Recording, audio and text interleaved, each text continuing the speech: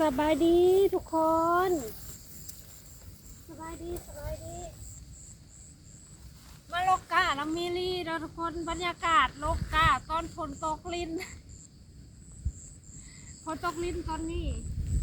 โลกกาก่อนมาเด้อตั้งกล้องไว้โลกกาไปดำเพราะว่า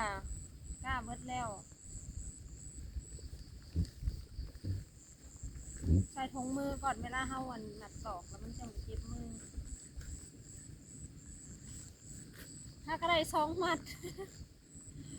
ว้ายลกกาผู้เดียวเด้อมือนี้เด้อแม่คอยหาเล่าวันเราไม่ได้ออกมาเนาะแม่เขาไม่ได้ออกมานั่งลกกาน้ำกันแล้วพาเวียกเนาะพาเวียกอยู่บ้านไม่ได้ลงมา2 มื้อแล้วไม่ได้มานะเราก็เลยมาเห็ดเดียวมันอีกอะ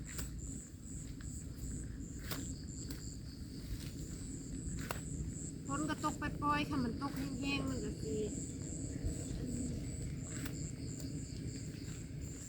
ิลกง่ายอยู่หรอก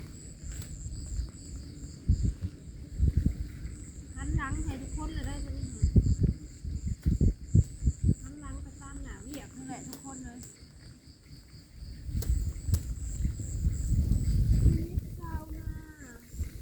สู้กับแดดสู้กับฝนสู้กับแดดกับฝน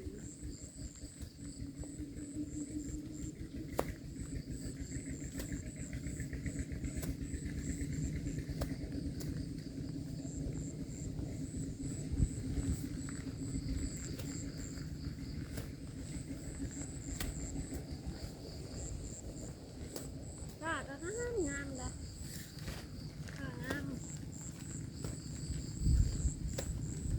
กางามคนก็งาม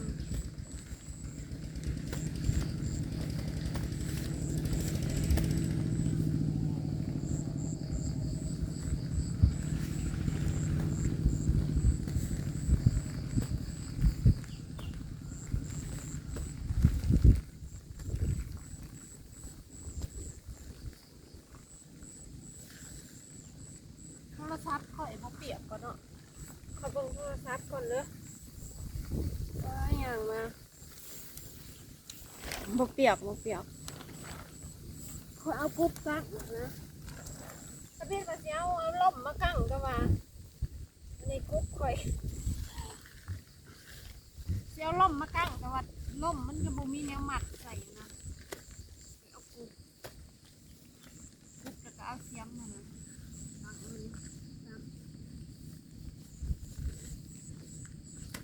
ไอ้ข่อยกับมาถ่ายนาให้แต่เสาเลยเอามาแต่เสามาเอามาไทยมาขานให้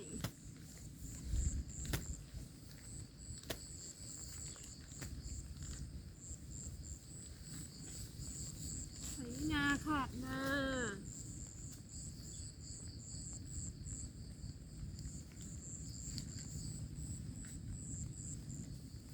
ตอกนี่แม่เขาก็จักให้ไม่เสาดิ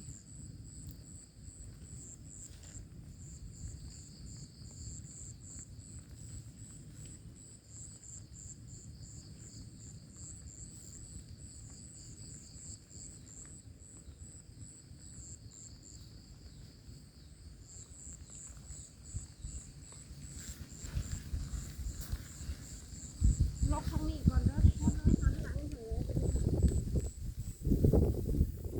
หันหน้าหันหลัง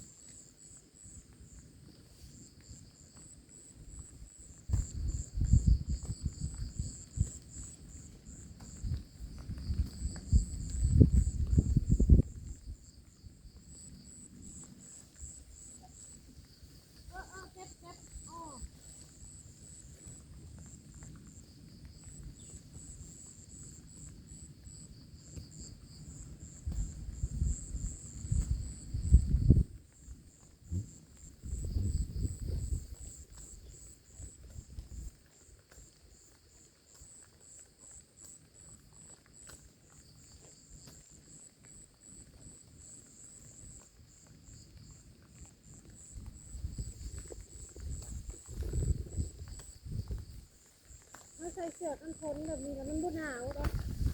ตอนนี้อากาศมันก็ติดลบเพราะว่าฝนตกใส่เสื้อกันฝนไปนี่มันก็อุ่นตกผักปอยแต่มันก็ดีอย่างหนึ่งมันบ่แดดเวลาเฮาเฮ็ดเวียกมันก็บ่เมื่อยเพราะว่าอากาศมันแบบนี้มันบ่เมื่อยเวียกบ่เมื่อย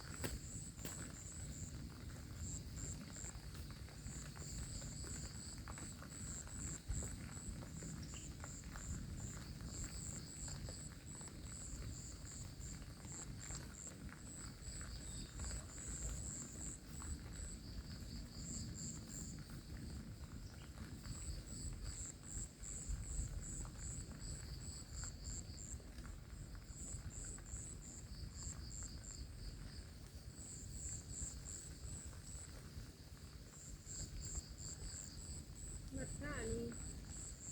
มันหมักเหนื่อยเลยหมักเหนื่อยเลย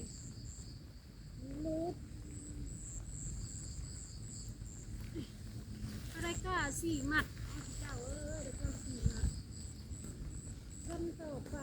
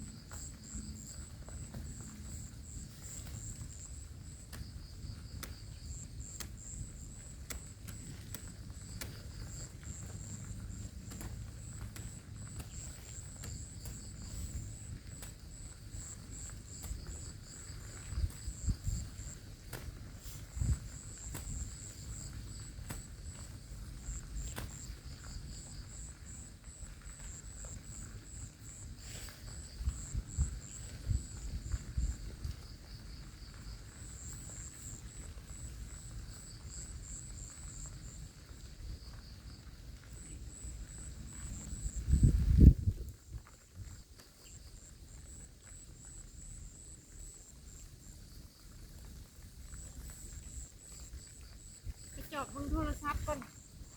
จากนาทีแล้วเจ้าเห็ดไปเช้านาทีแล้วก็พอเช้าพอกับสิบคนกับพายโทรศัพท์ข่อยปีอีกคนพาใส่เปลี่ยนมุมก่อน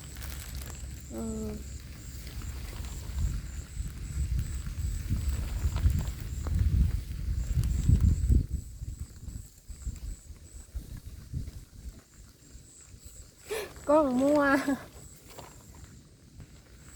มาลบกันดิลบกันไปยาววนไป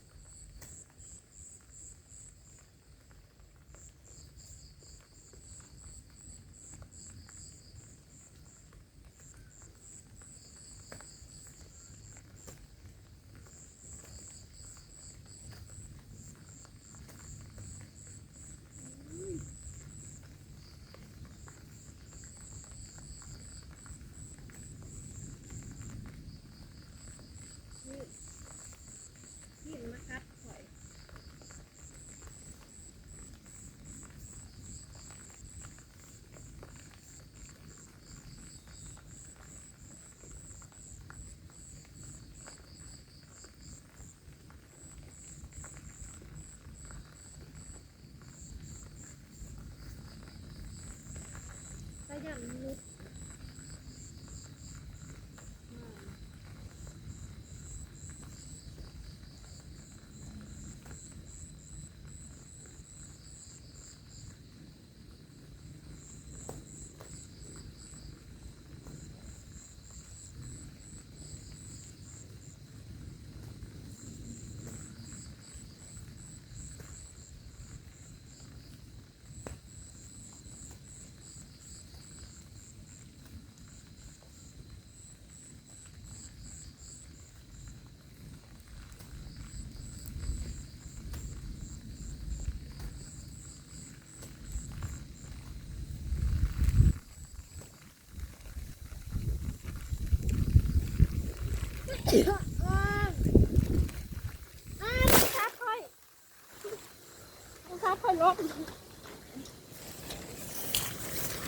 รถขับไงท้องแล้วเอาล่ะสุโคตสำนี่แหละฝนตก